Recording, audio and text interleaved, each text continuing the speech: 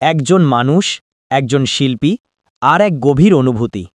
আমরা যাকে চিনেছি গানের সুরে, অভিনয়ের আবেগে, সেই তাহসান খান এবার জানালেন, আমি চাই মানুষ আস্তে আস্তে আমাকে ভুলে যাক। কেন এমন কথা বললেন তিনি?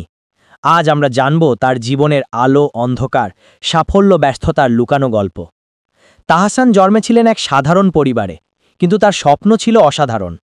পড়াশোনা করেছিলেন বিশ্ববিদ্যালয়ে, যেখানে তিনি শুধু পড়াশোনাতেই নয়, সঙ্গীতেও আলাদা পরিচিতি তৈরি করতে শুরু করেন। সেই সময়ে শুরু হয় তার ব্যান্ড জীবন। তাহসান প্রথম যেদিন গাইলেন, দর্শকরা বুঝেছিল এই কণ্ঠ আলাদা। এক এক এলো অ্যালবাম, গান আর কনসার্ট। গানগুলো প্রেম, বেদনা আর জীবনের গল্প ছুঁয়ে গেল হাজারো শ্রোতার মন। তাহসান শুধু গায়কই নন, তিনি একজন অভিনেতাও। অসংখ্য নাটকে অভিনয় করেছেন তিনি, যেগুলো দর্শককে হাসিয়েছে, কাঁদিয়েছে আর ভাবিয়েছে।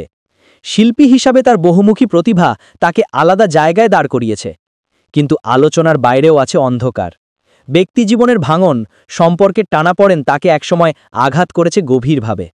হয়তো এই কারণেই তিনি চেয়েছেন মানুষ তাকে ভুলে যাক, তার ব্যক্তিজীবনকে না টেনে আনুক সামনে। তাহসান এক সাক্ষাৎকারে বলেছিলেন, মানুষ শিল্পীকে ভালোবাসে, কিন্তু শিল্পীরও এক ব্যক্তিজীবন আছে। আমি চাই না সবাই আমায় মনে রাখুক আমার ভাঙা কাহিনীর জন্য। আমি চাই মানুষ আস্তে আস্তে আমাকে ভুলে যাক, শুধু আমার গানগুলো বেঁচে থাক। কিন্তু ভক্তরা কি তাকে ভুলে যাবে? সামাজিক মাধ্যমে এখনও ভক্তরা লিখে চলেছে, তার গানই তাদের শক্তি, তাদের ভালোবাসা। হয়তো একজন শিল্পী ভুলে যেতে চান, কিন্তু তার সৃষ্টিই তাকে বাঁচিয়ে রাখে মানুষের মনে।